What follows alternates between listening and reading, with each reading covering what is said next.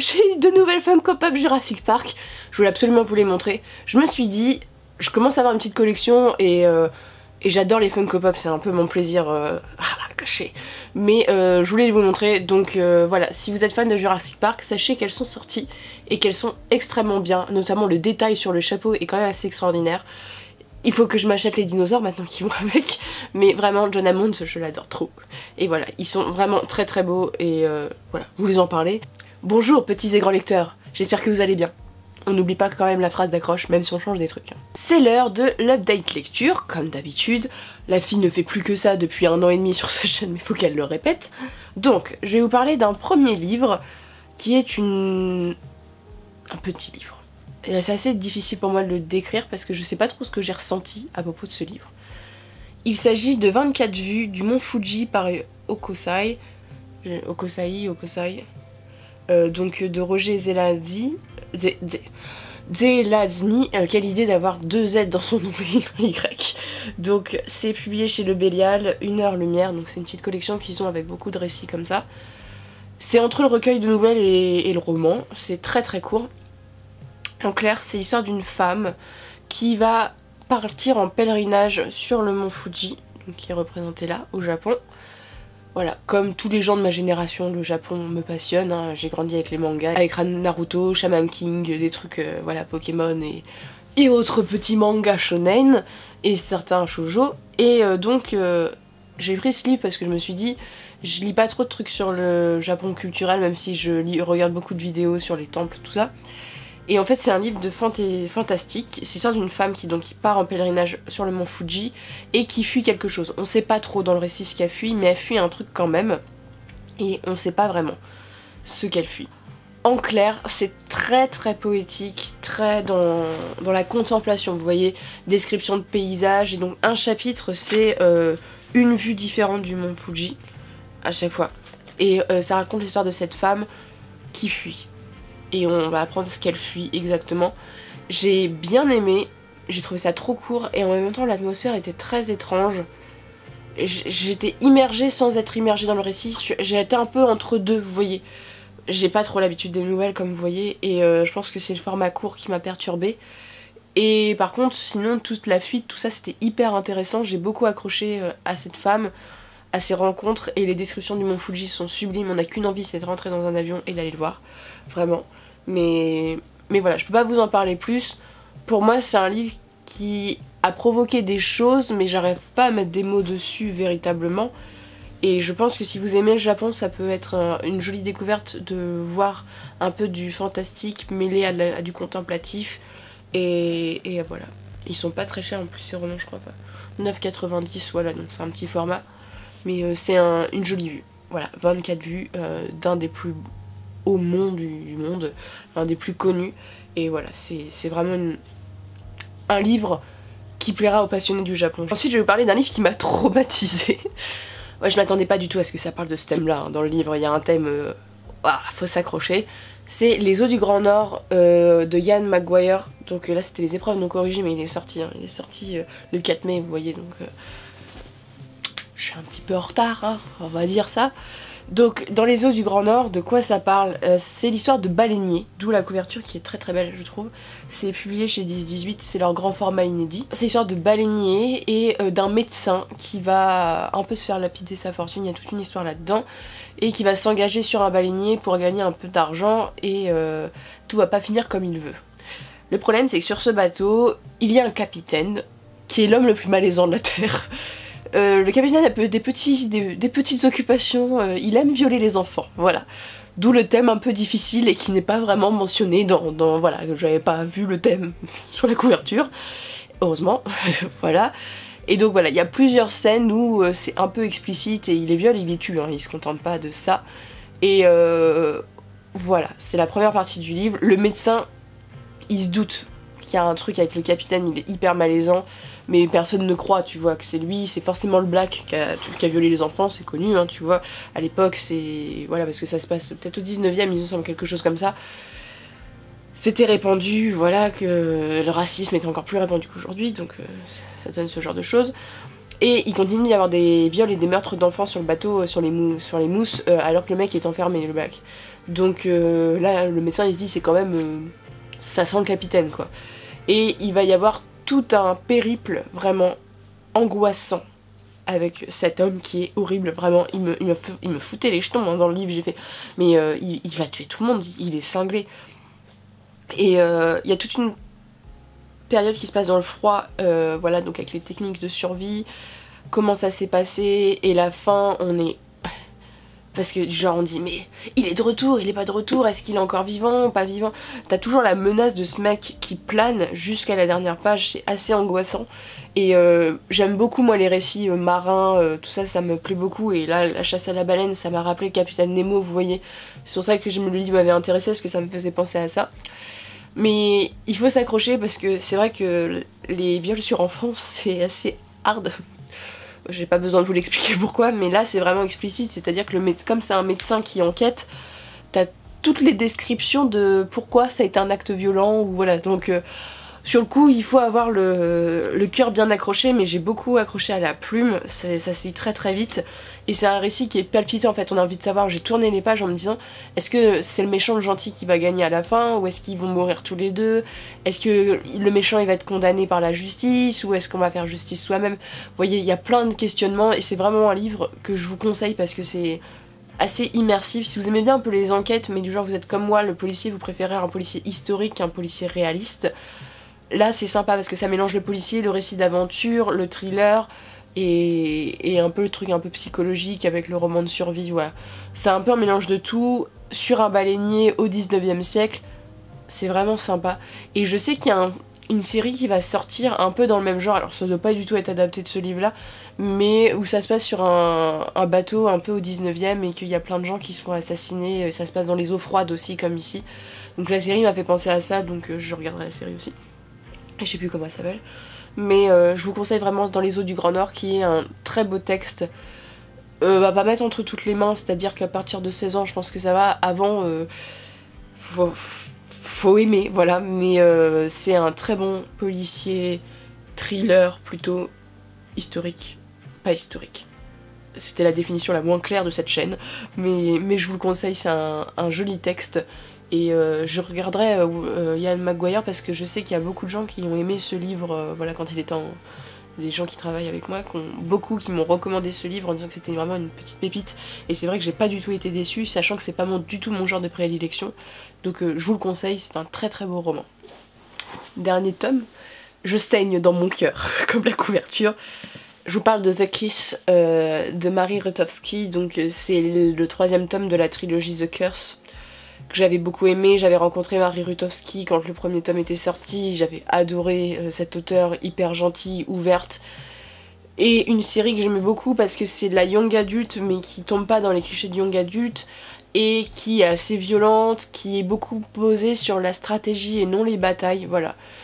Voilà, ça change. Le personnage principal, j'avais beaucoup accroché parce qu'elle est plein de faiblesses et de force, elle est très réaliste.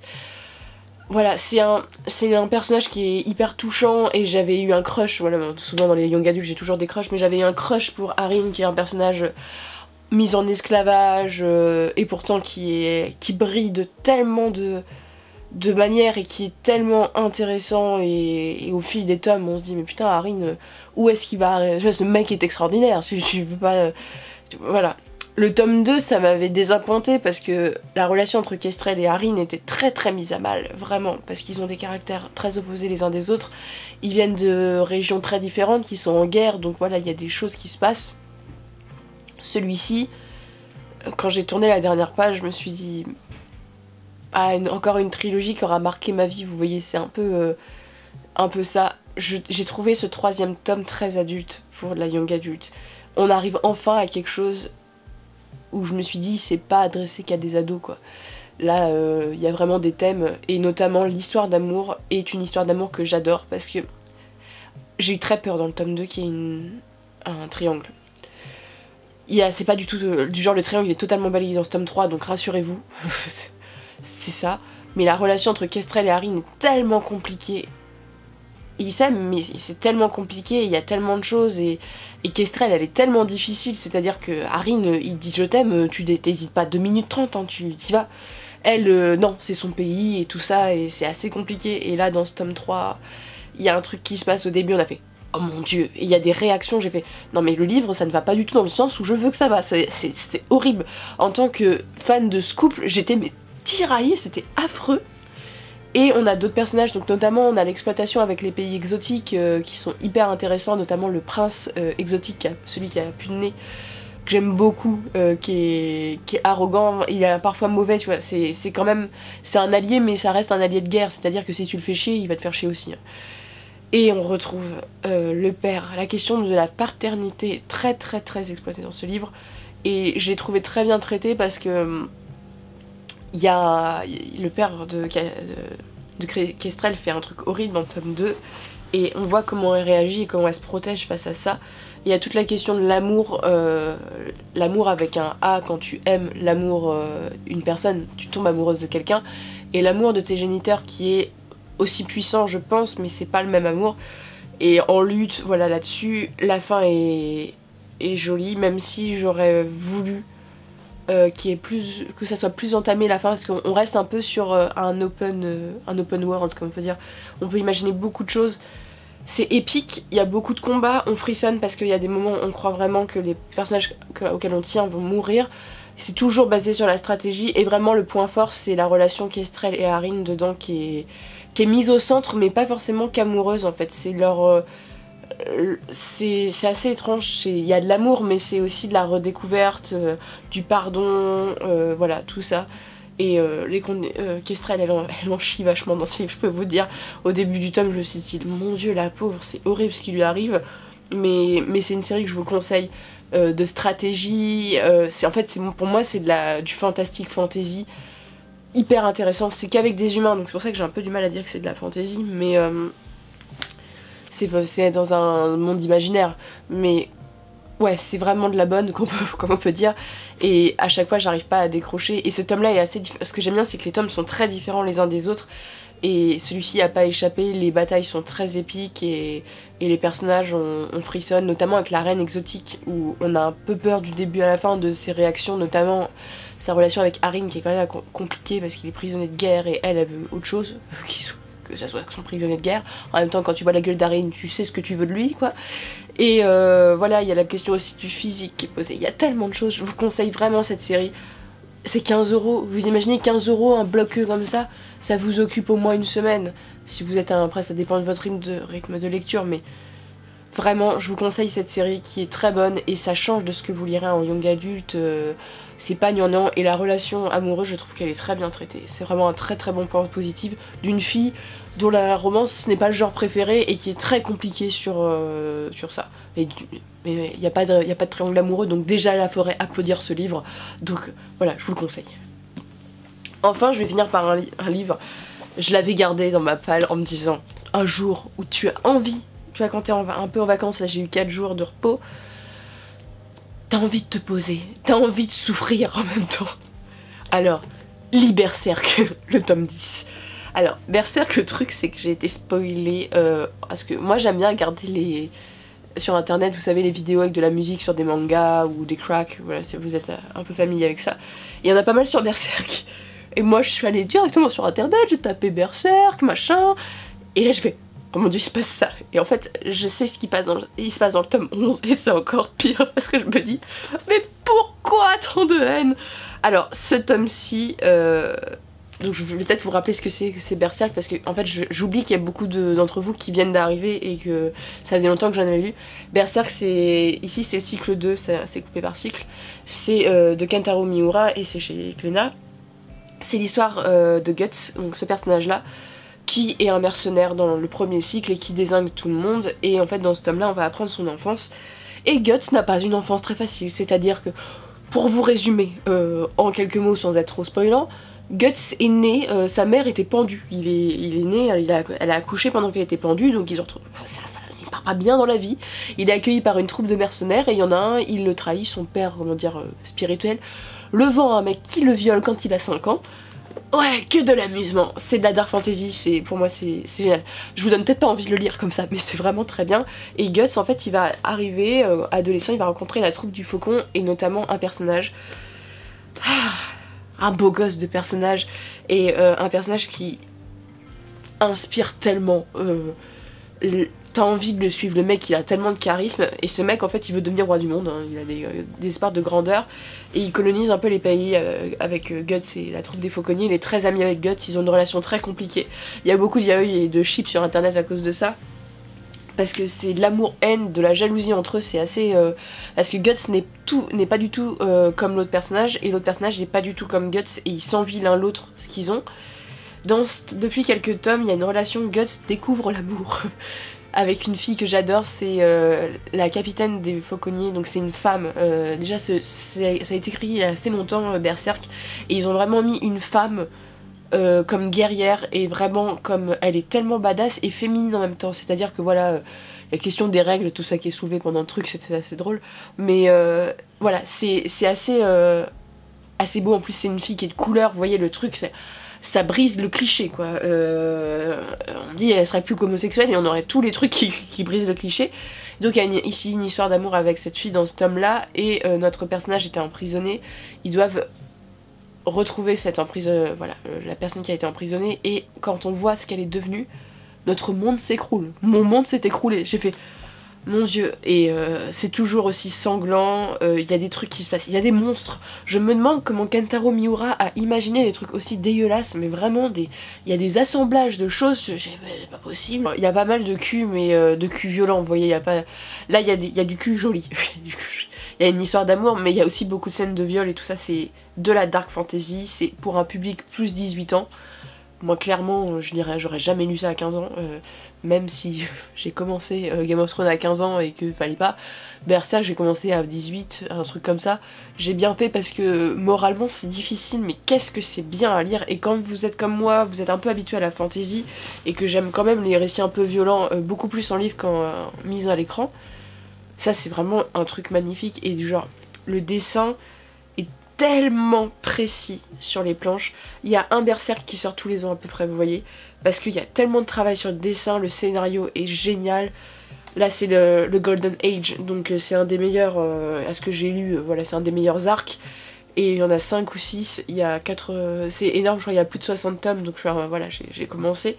Je veux pas me regarder la série en fait pour pas me spoiler, même si je me spoil sur internet bien sûr, mais c'est vraiment, Guts c'est un personnage que j'adore parce qu'il est c'est la virilité au sens propre, c'est-à-dire qu'il a une longueur d'épée.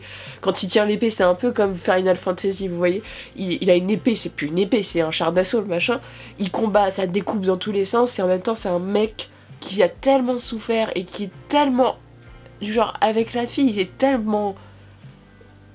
J'ai pas de mots, il est tellement adorable, et en même temps il est horrible, et là il a des crises de rage, on a envie de le prendre dans ses bras. Moi je suis hyper impliquée dans le récit à chaque fois, j'ai l'impression que j'ai envie de lui faire un câlin en disant ça va aller Guts, tout va bien aller, tu vas y arriver. Donc voilà, je m'emballe, mais c'est vraiment un manga que je vous conseille si vous avez l'âge requis. Parce que c'est un coup à être traumatisé, hein. Je dis pas ça sans truc, c'est vraiment... une des choses les plus violentes que j'ai lues de ma vie, voire le manga le plus violent que j'ai lu de ma vie. Même les mangas d'horreur sont parfois moins gênants que ça, parce que là il y a vraiment... Vous voyez déjà la couverture, hein, ça donne un avant-goût de ce que c'est, mais c'est rien, et voilà, il y a beaucoup de choses qui sont lancées dans ce tome-ci. Voilà, c'est un peu un tome de transition, parce qu'il y a des tomes qui étaient beaucoup plus épiques, et là on sent qu'on va en chier dans les prochains tomes, et j'ai hâte de lire ça, il faut que je m'achète vraiment la suite. Donc c'en est tout, je finis sur Berserk, voilà. J'étais tellement contente de relire de le lire, quoi, j'étais tellement heureuse. N'hésitez pas à me dire ce que vous avez lu, voilà. Cette fois-ci, dites-moi ce que vous avez lu cette semaine ou les semaines d'après, ce que vous voulez me conseiller, tout ça. Comme ça va me faire des petites piles à lire pour l'été, parce que même si j'ai plein de livres, j'aime bien voir ce que vous lisez, parce que j'apprends plein de trucs intéressants, et notamment je connais plein d'auteurs de fantasy grâce à vous. Voilà, parce que je vais faire un mémoire sur la fantasy, je vous le dis, voilà, parce que je ferai peut-être des vidéos l'année prochaine sur mon mémoire. Déjà que là, c'est prévu que je vous fasse des vidéos sur mon master édition, parce que ça reste dans les livres, donc je trouve ça intéressant. Et voilà, donc je vais choisir la fantasy en mémoire et je pense qu'il va falloir que je lise de la fantasy. Oh mon dieu, c'est tellement triste. Non, je rigole. Donc voilà, je suis très très contente. Donc il faut que je m'abreuve et n'hésitez pas à me dire si vous avez par exemple des livres de fantasy, si vous savez s'il y a des livres qui ont une répercussion particulière sur le lecteur, voilà, qu'on crée des polémiques ou ce genre de choses. Voilà, voilà, même des livres de fantasy qui n'ont rien fait, mais n'hésitez pas, même pas des livres de fantasy, la fille se perd, la fille se perd. Bon, je vous souhaite une très bonne journée et voilà, et de très bonne lecture.